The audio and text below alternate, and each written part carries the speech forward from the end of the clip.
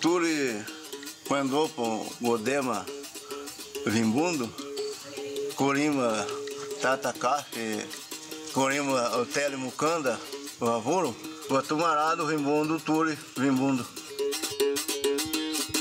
Eu estou falando que agora, né, a terra voltou para a comunidade, porque o Turi Vimbundo é negro, né, a terra de negro.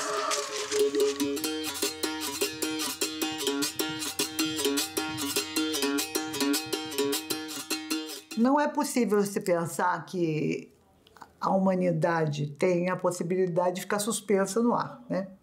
Então, todos têm direito a um chão. O que ocorre é que nós vivemos no país numa estrutura fundiária que ainda tem uma enorme prevalência daquilo que foi o próprio processo colonial, latifúndio, expropriação do trabalho, desorganização do meio ambiente. A sociedade brasileira, não, nas origens e durante muito tempo, não foi uma sociedade baseada no princípio da distribuição da terra. Uma sociedade escravista e, portanto, o monopólio do acesso à terra estava reservado aos senhores de escravos.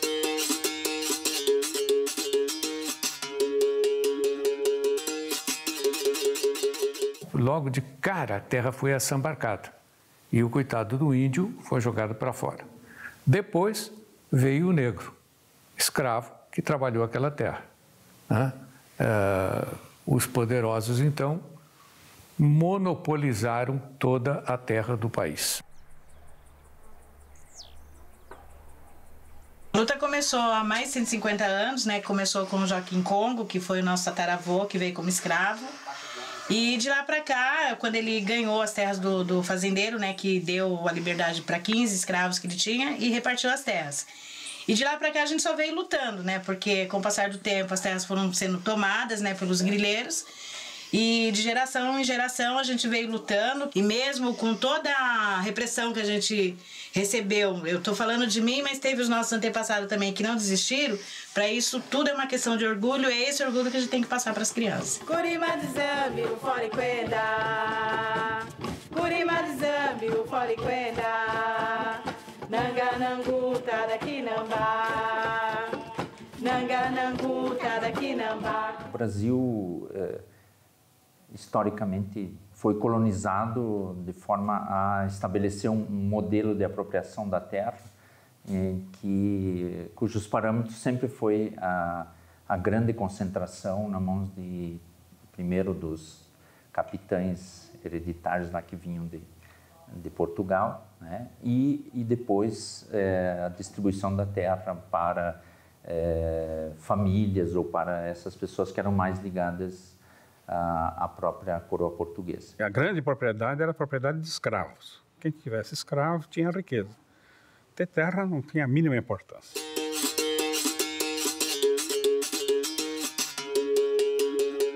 A partir da independência do Brasil, num momento de ruptura que o jovem Estado brasileiro, né, resolve fazer com Portugal, entre as coisas de ruptura que ele faz, ele quer romper com esse sistema de propriedade. Enquanto o trabalho era escravo, a terra podia ser livre, não tinha problema nenhum. Mas quando deixa de existir trabalho escravo, a terra é que tem que ser cativa. Quer dizer, ela tem que ter dono. A lei de terras vai colocar, vamos dizer assim, elementos que impediam o acesso à terra para camponeses e especialmente para os possíveis escravos libertos na sequência. Então, só podia ter acesso à terra quem tivesse recursos financeiros para comprar.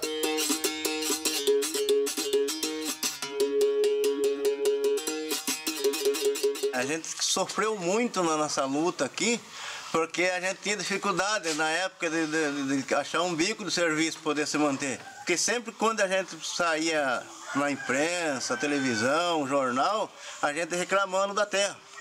E aí isso aí criou um tipo de um preconceito que a turma queria manter as pessoas para ir supremendo aqui, para não ter meio de se manter, para a pessoa largar, abandonar aqui e ir embora, porque daí eles saíam livres e isso aqui não ia recuperar a terra de maneira nenhuma, porque nós não ia estar aqui.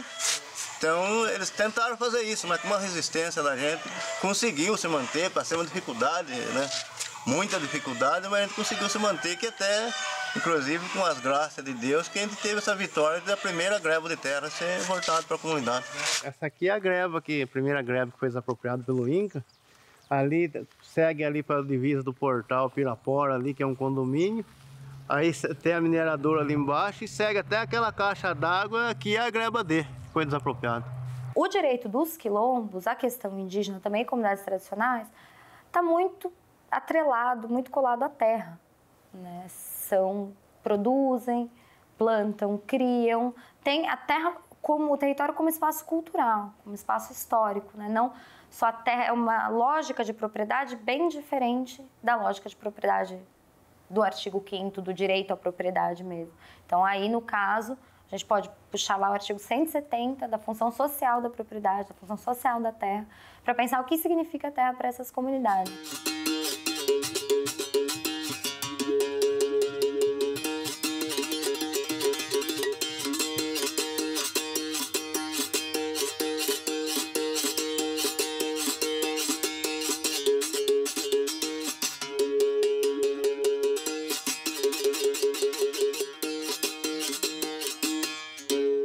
Pegar um pedaço da greba aqui e, se fosse possível, até destocar um pouco. Não deixar tudo em calibre, aí investir na agricultura também. Que o projeto, a transmutação da terra é para investir no plantio, na agricultura. Essas comunidades sem a terra, elas perdem, inclusive, essa noção de comunidade. Cossumba jambe, a cupópia dos tata. Cossumba jambe, a cossumba jambe. Cossumba jambe, a cupópia dos bimba. Cossumba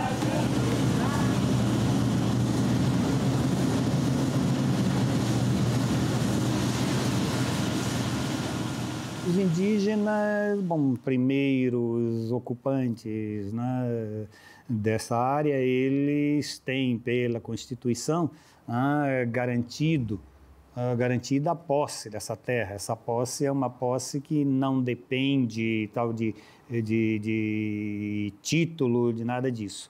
Eles não têm o direito à propriedade. A propriedade da terra ocupada pelos indígenas pertence ao Estado, pertence à União. Abaraju onye mo de guera matu nyande peberade patanyande ha pebe ha kwera mo direita kwa ka guerusu oremba ya kwe voi kwa ka guerusu.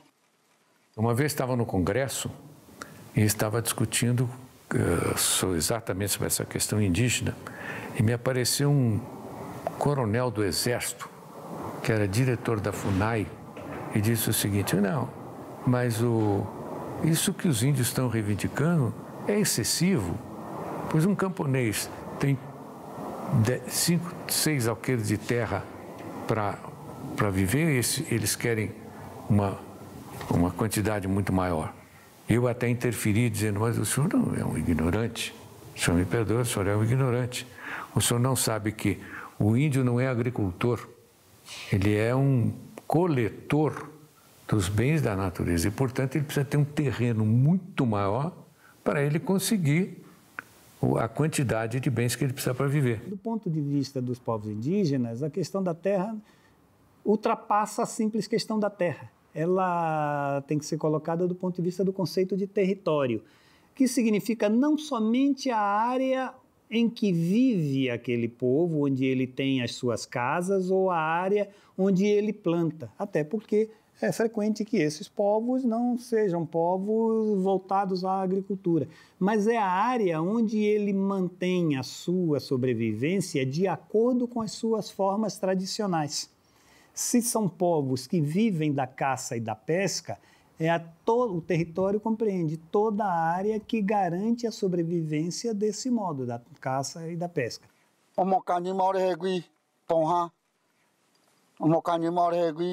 Oreso aquetatu, Acuti, Jaixá, Bitaguaçu, Toquananapinguaçu, Xumbi. Se uma determinada nação indígena tem na sua cultura, que o seu povo nasceu ali naquela região, nasceu numa determinada montanha pela interferência de forças da natureza, é toda essa área que a legislação reconhece como sendo dessas comunidades indígenas.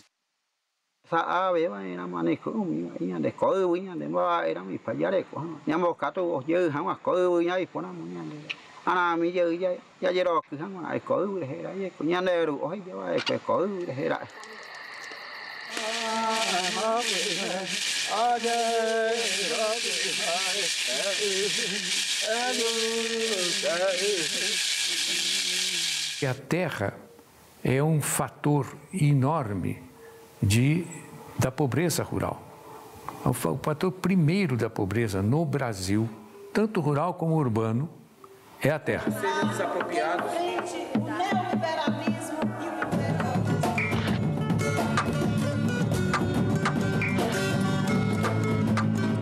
A partir de 1985 e adiante, as ocupações passam a ser massivas. Ocupações com 1.000 famílias, 2.000 famílias, que de certa forma amarra o braço do latifúndio e impede esses massacres na medida em que teria muita gente para massacrar. Amarra o braço, mas não corta, porque ainda assim acabam acontecendo massacres como o de Eldorado de Carajás, como o de Felisburgo, entre tantos outros que a gente pode mencionar.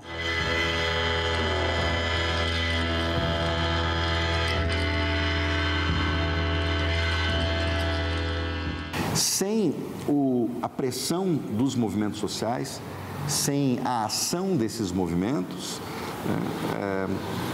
a história não se move, né? E a história tem que se mover.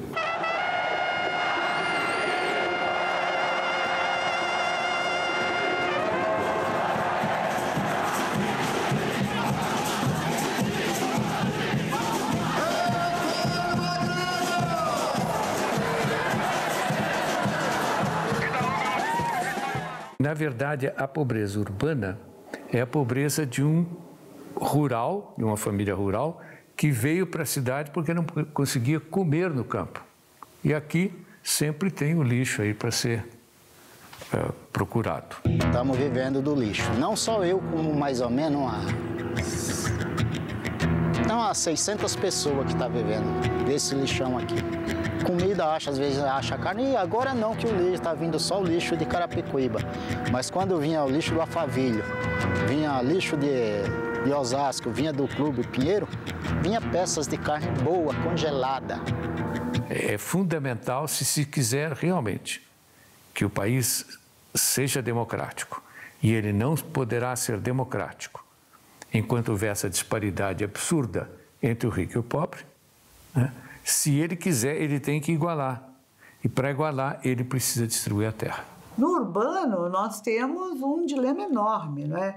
Uma quantidade imensa de pessoas que não têm onde morar. Se você frequentar a cidade de São Paulo, que é o centro do capitalismo brasileiro, não é? Você encontra hoje multidões de pessoas vivendo ao relento, vivendo na rua. As pessoas reclamam que os moradores de rua defecam na rua, o lixo está em volta deles, copulam na rua. Bom, mas as pessoas, se elas moram na rua, a sua intimidade foi roubada pela cidade que não os acolhe. Olha aqui, moro na rua, só Deus por mim. Eu pego papel à noite, aí o dia eu escolho aqui. Aí à noite eu venho no caminhão aqui. Dá para descolar o almoço. Uma absoluta falta de uma política urbana, de um espaço para morar, onde você tem na cidade de São Paulo uma quantidade imensa de imóveis abandonados ou desocupados e as pessoas sendo impedidas de estar nesses lugares.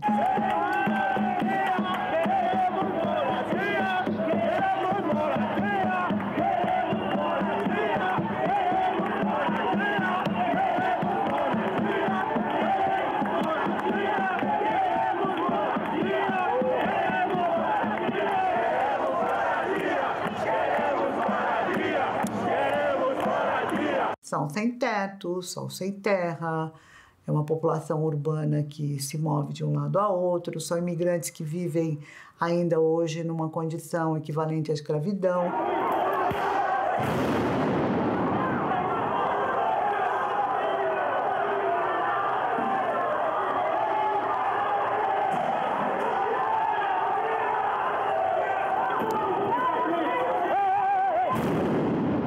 história da humanidade, é a história das lutas e de caminhar na perspectiva de ir revertendo esse quadro imenso de desigualdade. 43% da terra agricultável do país pertence a 1% dos proprietários de terra. Eu sou pessimista, porque não há um debate no Brasil. O Brasil, o debate é puramente ideológico, é um debate cretino, para te dizer honestamente, porque a função dele não é explicar e resolver, a função dele é confundir, é evitar que as coisas sejam resolvidas.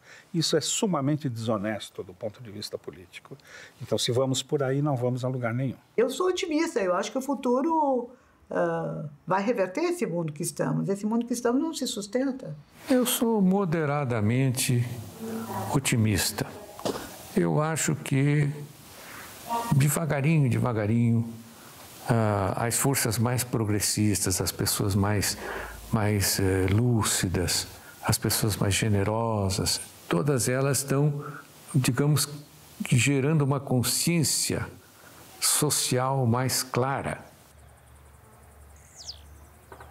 Criar dentro desses espaços condições para que as pessoas, as famílias aqui do Cafundó, sobrevivam da terra e que ela não tenha que sair daqui para trabalhar lá fora, porque a gente vai ter condição, agora a gente sabe que era um sonho, mas que a gente vai ter condição de sobreviver aqui dentro, que vale a pena a gente lutar sim pelos nossos direitos. Tamucandaê, Tamucanda. Tamucandaê no Ijó de Zambi. Tamucanda.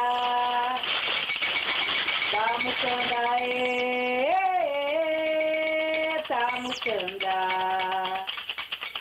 Tamucandaê no Ijó de Zambi. Tamucanda. O turique, o tataquendo, tamucanda. Na godema do Vimbacando, tamucanda. Tamucanda, tamucanda.